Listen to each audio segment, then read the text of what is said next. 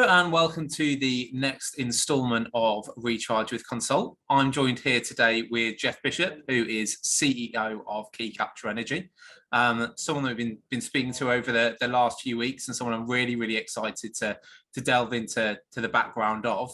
Safe to say, Jeff, you probably didn't take the most conventional route into renewables, but yeah, from my side, I think what you're doing currently is massively exciting. And just I've given a bit of an overview, but explain to the listeners today kind of who you are and what you're doing currently.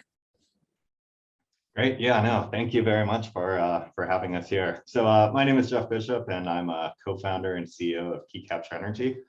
So we develop, construct, own, and most importantly, operate large-scale battery storage projects that can really help balance out intermittent wind and intermittent solar as we move to a world that's going to be 100% powered by clean energy.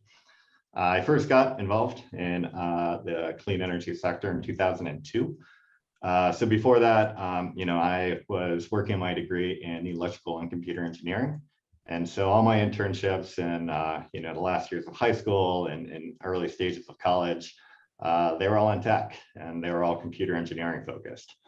And then in 2001, for those that are a little bit on the older side, that we had a massive collapse in the technology sector. And so at that point, I'm 19, and it's like, all right, well, there's not a clear path on this anymore.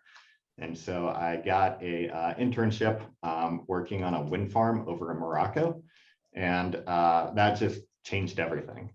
And so, it always seems like whenever I talk with people and I find out about their career progression, like, people kind of stumble into an area and then they become passionate about it. Yeah. And so similar to me, where, I've been in renewables ever since. Amazing. So you parked the dream of what was your original dream when you were doing computer programming? Yeah, so back in when in between my last year of high school and first year of college, so I worked for a Pittsburgh-based tech company that got bought by a big multinational and had all these plans. And I remember I sat down with the VP of technology there. I would always email people and just be like, hey, can I get 15 minutes of your time just to find out about your path? And people always say yes, it's great. With that, I was telling him that I was most interested in probably the product marketing side, right? Where you have this at that point, they were asynchronous transfer modes. They were just these really big server type things. And the sales process of that and the marketing and the customer segment, that was the most interesting part for me. Mm-hmm. And he told me where he's like, all right, well, to be entirely blunt, I can teach you marketing in 3 days. I can't teach you electrical engineering. and having taken a bunch of marketing classes through my MBA, you need a lot longer than 3 days to understand it. But I respected where he was coming from, so that's what caused me to get into that. So had clean energy not worked out, I would have followed friends to go join Facebook in 2005 instead. So yeah, totally different path. They're all retired now. I'm not. So, Well, maybe they made the correct if you joined Facebook in the early days, probably you would be, yeah. So how did that come about then, in terms of, you kind of mention it as if it's just a normal thing to do, to go and just do an internship in Morocco on a wind farm at a time where I'm sure everyone will understand, but wind farms weren't the norm. So again, kind of, we're talking 20 years ago, where again, I've been saying to a few people this week, actually, it's the way how far renewables has come, and having conversations with people like yourself, you do genuinely kind of look back. And I've only been working with it in 8 years, and only 2.5 years or 3 years of that has been in the US. And I have already seen a vast difference between the way it was then and the way it is now. So for you, it must be a completely different world. Yes and no. So it's the issues are still the same. and there's still a lot of the same public perception. Yeah. And there's still a lot of the same questions that happen. And I apologize, working from home, my dog is kind of going around the office a bit, so apologize for that. But it definitely, like whenever I'm recruiting people for my team, I'm always asking, like, tell me about a time you created something out of nothing. Because, like in 2002, when nobody was doing wind farms, you really had to like build the market, and you had to figure out the stakeholders and figure out how to navigate. And so I got the internship because an alum from Rice University graduated, 15 years before, and he was over there working on wind farms. And so got it through the school connection. But in reality, like it was totally stumbling in. It could have been a very, very different path for me had I not been connected, 20 years ago to a wind farm developer. Absolutely. And so what obviously moved through a variety of different companies, some bigger beasts. I mean, EDPR, obviously absolutely huge. They, I guess, kind of took a more non-conventional route, starting off as an economist, and again, kind of moving into policy. So what, from being on a wind farm to what pushed you kind of that route? Yeah, so I don't like competition. And so, like, if you're going to a big consulting firm or what have you, or an investment bank, like you're always evaluated versus, 20 or 30 peers. And it's a lot easier to be the best at what you do whenever you're the only one doing it. Yeah. And so, I was very fortunate in 2006 to join what was then called Horizon Wind Energy, which was a 40-person wind company in the US that then, got purchased by EDP. Mm-hmm. And always my role at the company was just whatever was needed for a rapidly growing company. And so it started off in finance, doing all the economic models. It moved to financial manager over in Madrid whenever we were IPOing and needed to create the financial planning controls. I was a development associate. I was special projects, led all the business process management and innovation. And then I really found my niche on the policy side because, like when you're trying to put together all the components to make a successful project, people in the energy sector always underestimate the importance of policy and regulatory. Yeah. And so creating those markets and figuring out the stakeholders and for instance, like in Connecticut in 2010, I remember we had a wind farm up in Maine that our company was not able to get into construction and operations because we didn't have a contract. And so then at that point, it's like, all right, well, across the New England states, Massachusetts and Connecticut can really, be able to do the bigger projects and support it compared to Maine, New Hampshire, Vermont. And so then at that point, you get a lobbyist, you join trade groups, you discuss with all the environmental advocates, and you really work together in order to put together a package that to be considered by the legislature that enables them getting the clean energy that they want at the lowest price for the ratepayers, while also allowing for the commercial contracts for these projects to get built. So I love doing that. I did it for about 5 years. It was great. Yeah. What was it specific? I completely agree. It's a massively underrated area, and it's one interesting now. Again, kind of probably you're a bit ahead of your time in terms of it's now something that is the foundation of all commercial decisions in terms of where do we launch now, where do we further put our investment into. It's the thing that is almost the foundation of those decisions. So again, I love how almost rebrand entrepreneurial with selfish or just don't like competition. I think that's a remarkably fresh way of looking at it. But yeah, no, so you went through that model, and again, kind of, I do think kind of we're fairly ahead of your time there. And then I guess kind of was life too easy, and that's kind of why you chose to launch into, again, kind of a fairly immature industry in terms of battery storage, and co-found Key Capture? What was the motivation for you? Yeah, so really for me, so back in 2015, 2016, I was working for Brookfield Renewable out of New York City. And I started seeing the same cost curve for battery storage that existed 10 years before for solar panels. Except I knew for battery storage that instead of German incentives, instead of Ontario feed-in tariffs, instead of New Jersey solar RECs, really driving the creation of the industry, that electric vehicles were going to be the ones that were driving it.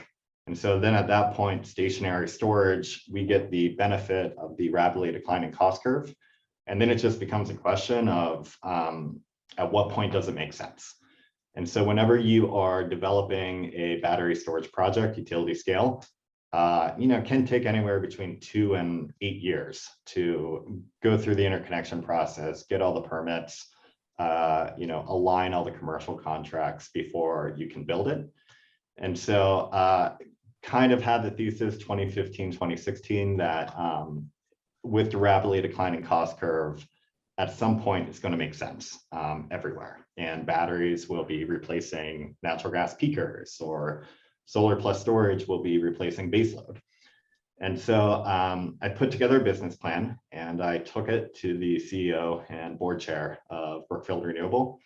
And the feedback I got was that it was kind of bad. So, there's a bunch of question marks, and I'm like, well, I kind of think this is where the industry is going, but, it's not entirely clear. And, there were no, really clear paths. Yeah. And then they also told me where it's like, yeah, we're Brookfield. So, unless we see a path to being able to invest 500 million, it's not big enough for us. And so at that point, my co-founder now, former colleague, that has a complementary skill set, Dan Fitzgerald. He and I had been serving on regional advocacy boards, like the Alliance for Clean Energy New York, together. And he was at a different company, and it's like, all right, well, do you want to try this? Don't know the path. I don't know how it's going to go, but here's the thesis. And so, at that point, then we quit our jobs and started a company up. Amazing. So what did you have to do to get it off the ground for a start? Yeah, so we didn't take outside money for 6 months because we wanted to prove the model and actually make a business plan that was solid. So we spent the first 6 months, really, really talking to a ton of people, sitting down with New York independent system operator staff, sitting down with state agencies, figuring out on the manufacturing side, all the components there. And then we thought we had something. So then we started doing the basic development processes of figuring out where you want the project to go, getting land. And then after we had our first lease signed, then we went and got angel funding, which is honestly a bunch of the old Horizon Wind colleagues from 2006, the same group. And then, we were able to go along, get more projects, and then we went out for a big fundraise in 2018 and linked up with a really great sustainable asset fund that was able to, give us 3 years of growth before we had to go to the next stage as far as capital stack. Incredible. So in terms of, so it was you and one other from the start. For those that don't know, just to explain where exactly you are, I guess, kind of gone from a piece of paper, a blank piece of paper, probably not too dissimilar to us, to be honest, in the US, a blank piece of paper to where we are now in 3 years. But just explain to everyone in terms of where you are as a business now, just 3 years later. Yeah, definitely. So since our start in 2016, so we are, I think, the largest owner of battery storage projects in New York. We're in the top 3 in Texas. And after we get our projects from construction to operations, it should be number 1 or number 2. And then we are rapidly developing projects, across the US right now. And so we are owned by a South Korean company called SKENS. Their sister company is building all the batteries in Georgia and Tennessee for the Ford F-150s. And so they have a really distinct view on how the world is rapidly going to be moving, you know, on the mobility side with electric vehicles, on the power side with wind, solar batteries, you know, to this 100% clean energy world. And so they're a fantastic partner. And now with us, you know, we have a business plan, plan on investing a few billion over the next few years, and really building up our capabilities, especially on the software side, in order to be able to fully participate in all these wholesale markets across the US. Incredible, like absolutely incredible. For what is, again, kind of an industry that has come so far over a short space of time, but I'm sure excitingly for you, has a hell of a lot further to go as well. But to get to where you've got to, I just think is so impressive. So in terms of, you've come a long way already in a very short space of time. What's your vision for the company as you see it? We've been going 5 years. Where do you see yourselves in the next, yourselves and the industry as a whole over the next 5 years? Yeah, definitely. So it's funny, I look back to my 2016 business plan and it wasn't good. But then I looked to my 2017 business plan and we hit everything, like, you know, across the board. We built out the team pretty much exactly how we were expecting. We built out our projects and our markets similar to how we were expecting. But the one area that I didn't see coming, though, was on the operations side. The amount of data and software that you need is incredible. And that's just because on the wind and solar side, you have intermittent electrons. You just push them out to the grid whenever the sun is shining or the wind is blowing. With batteries, you're charging and discharging based upon market signals. And those market signals change both in the day ahead and real-time markets. Yeah. And so like now in Texas, we have, I think, 104 feeds coming in every few seconds. And our algorithms, you know, it's all machine learning and AI. Yeah. They bid into the market and change their bid every 5 minutes based upon all the data points that we have.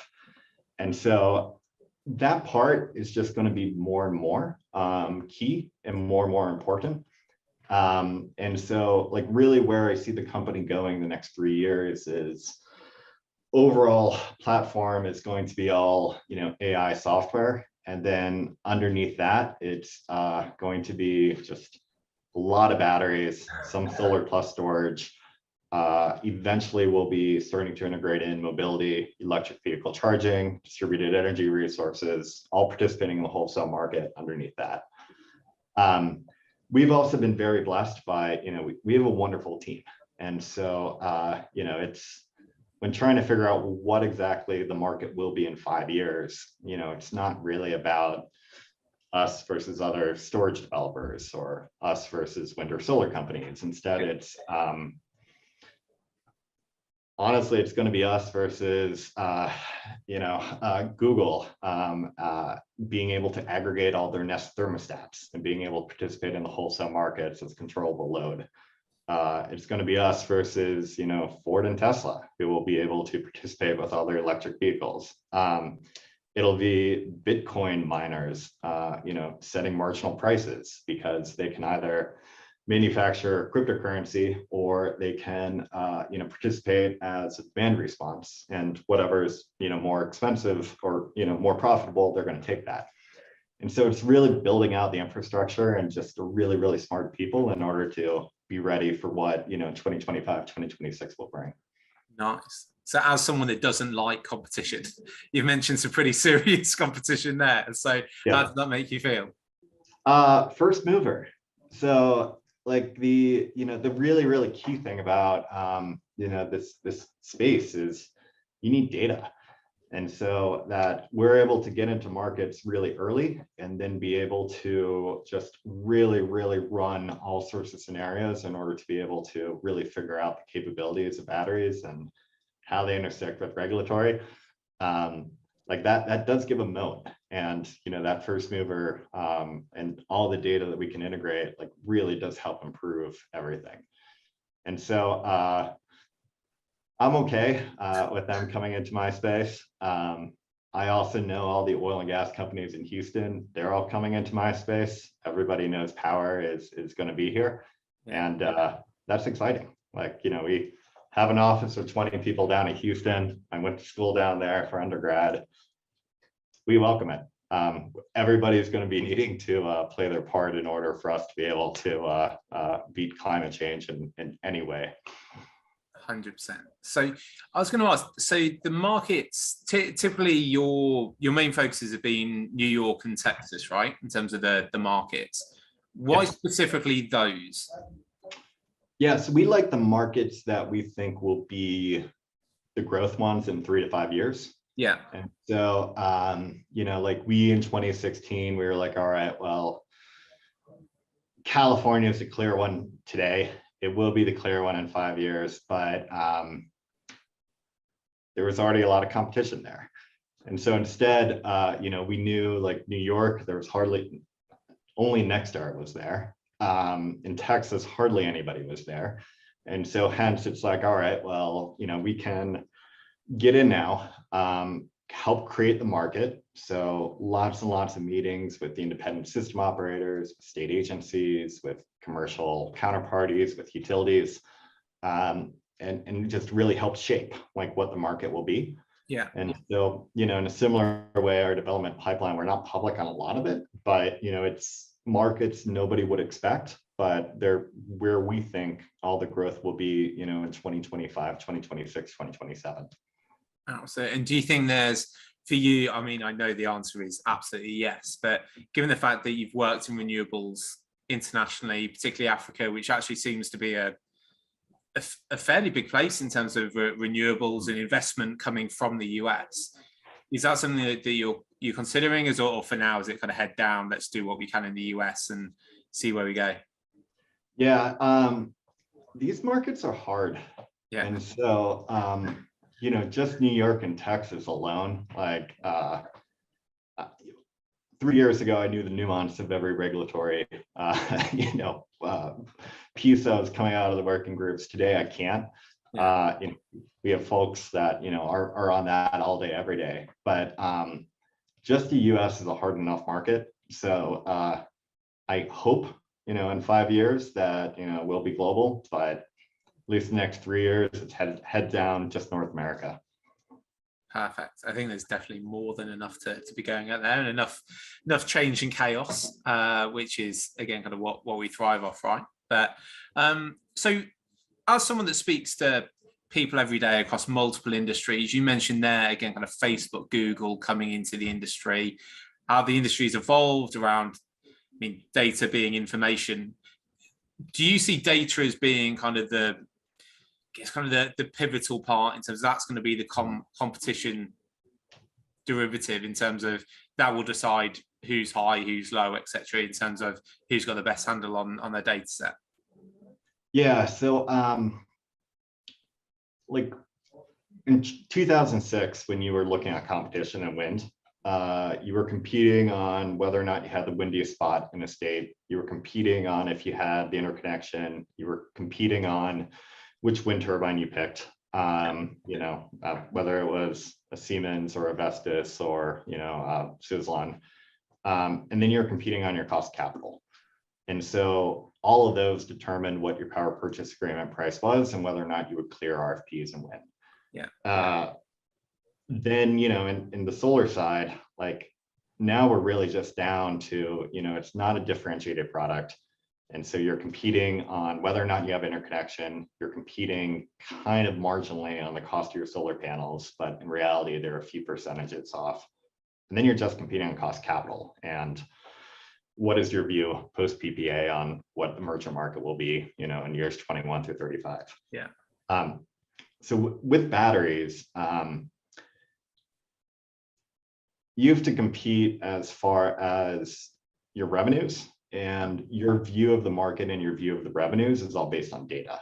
And so, so at that point, like the data really, really matters. And then you start to overlay everything else of, what is your actual, commercial stack, and how much revenue certainty do you have, and what's your view as far as, are these 20-year, 35-year assets or what have you. But for now, it's just a really, really big range. But in reality, in the next 2-3 years, it's going to get commoditized too. And then really, like, where I think the differentiation will be going forward and where the profits are, it's just what you do with them.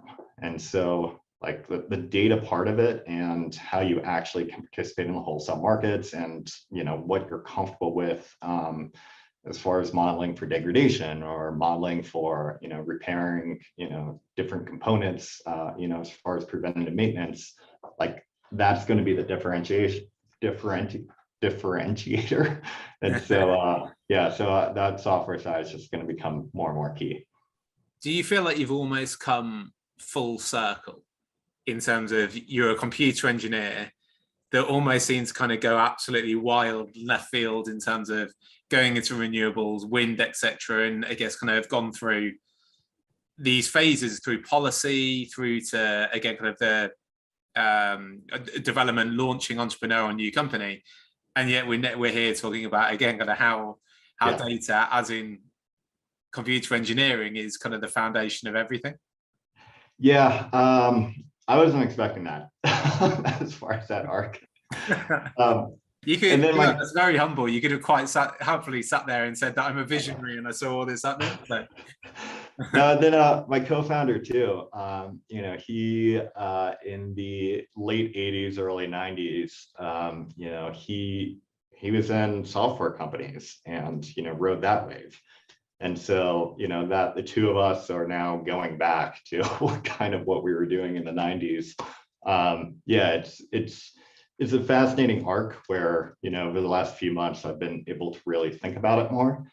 Yeah. And, like, what you're taught as an engineer is, you have a big system and you can break it down into parts, and like how you think about it, like through a method, like that's where we are now. And so that's still super useful, but definitely what I learned 20 years ago in school, very different than the artificial intelligence and big data that we're using today. So, I can't even check any of our, I think we have like 10 people that program in Python, and like, I don't know Python. So it's a weird world.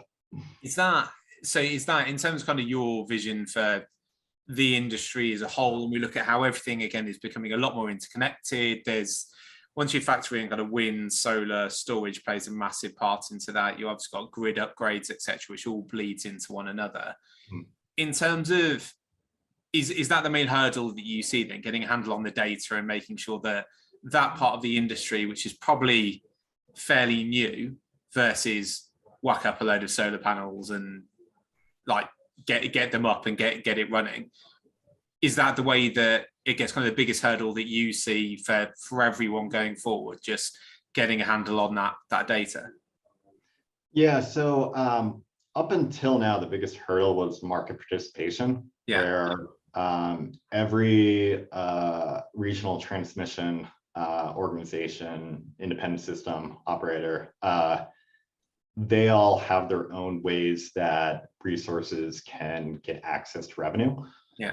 And so getting those rules worked out so batteries can participate, in most markets, it's pretty clear, but we are still having a fight, at various levels, just to be able to get access to the same, rights, obligations, and payments that natural gas plants get. And so that's been the biggest hurdle up until now. Going forward, the biggest hurdle is, putting it all together, where, we have a really fascinating, electric network where a lot of the generation, especially wind and solar, are far away from load, and we don't have enough transmission lines to connect. And so this is where batteries really, really come into play, where we can be close into load. We can make sure those transmission lines are always utilized by drawing down power whenever the price signals are indicating, pushing it out whenever they're not. And so putting it all together, that's just a ton of analysis, as far as figuring out exactly where on the node you want to put your battery, exactly how you're going to be operating it. And so, yeah, I see that as being, one of the biggest hurdles for now for us. And then going forward, all the models on wind and solar, as far as looking into the future, have completely underestimated wind and solar penetration, like by a factor of 10, 20, 50, whatever. We're going to do the same with electric vehicles, where, like the US, I think they're thinking, some of the third-party reports will be like 3% electric vehicles by 2030. In reality, the Ford F-150 in year one of offering, it to be electric, I think they have 200,000 reservations for, 700,000 trucks per year, in conventional petrol. And so, like, it's going to flip real quick. And with the electric grid, it's not ready for millions and millions and tens of millions of electric vehicles coming in and charging at different times. So that's going to be the big challenge.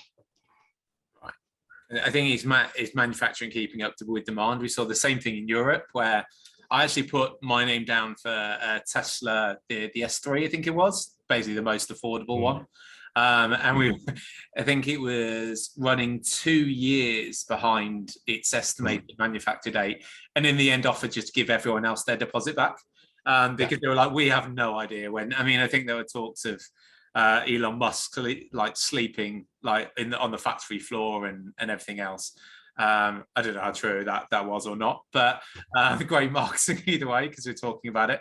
But yeah, I guess kind of that would be one of the main challenges. And as someone who's, again, kind of taken a slightly different path in terms of someone that, again, probably hasn't ended up quite where they thought they were going to end up, but we find ourselves in a slightly different world where renewables seems to be, if it's not number one, it's very close to number one in terms of what every grad wants to get into, every second, third jobber wants to get into, whether it's coming from petro, whether it's coming from wherever.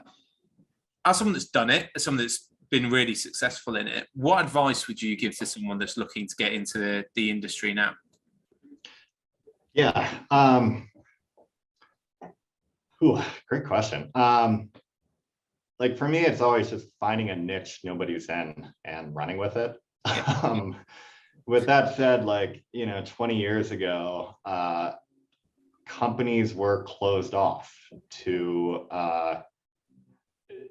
a lot of applicants. Like I remember, like, in 2007, I was like headhunted for a position, at a bioengineering company or bioenergy company.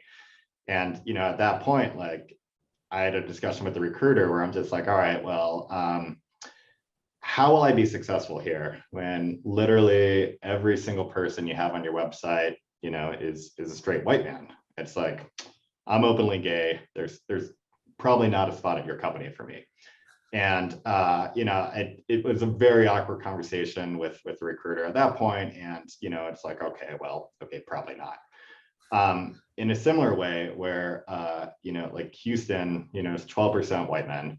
But you look around any of the majors, and it doesn't reflect the community. Yeah. And so for folks getting in now, it's like, number one, things are way more open than what they were 20 years ago.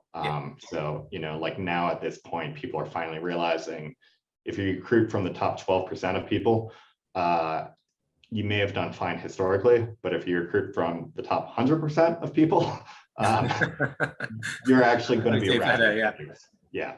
So I think, like, number one, like people are like way more open to actually, getting talent instead of going for, their historic clicks. And then number two, I get a lot of people, like on the oil and gas side, especially, we have, 20 people down in Houston, and, they're almost apologetic on, oil and gas, like being on the resume. Yeah. And, and I have to tell them, it's like, look, like you do these massive projects that, require a skill set and discipline that historically our industry hasn't had. And like, it's needed, and like, we need you, like, come on over. Yeah. And so, so yeah, I mean, just overall, like for those entering second careers, for those coming out of school, the industry needs the smartest people, and we're open. Like, you know, everybody's hiring right now, and like we need all skill sets. So please apply. I just think that's I don't think we could probably end on a better point, but honestly, it's, yeah, I couldn't agree more. And particularly on the oil and gas point, that again, people seem to think it's a personal offense, or again, kind of they're being personally held responsible for the oil and gas industry. It's, yeah, don't worry about it. There is a place for pretty much everyone within renewables that wants to do it and has the capability. So no, a fantastic place to end. So Jeff, what we'll do is, I think in a couple of years' time, we'll book in another session and see exactly where you are then. I'm sure that the industry as a whole will have drastically changed. I'm sure that, again, kind of the business and key capture will have massively changed and developed in that time. So thank you so much for your time. And your insight is so unique and so interesting. It's been a really, really good time to speak to you, and I'm sure people will have got a lot from it. So thank you. And yeah, look forward to the next episode in the future. Great. Thank you very much, Will. We really appreciate it. Brilliant. Thanks, Jeff.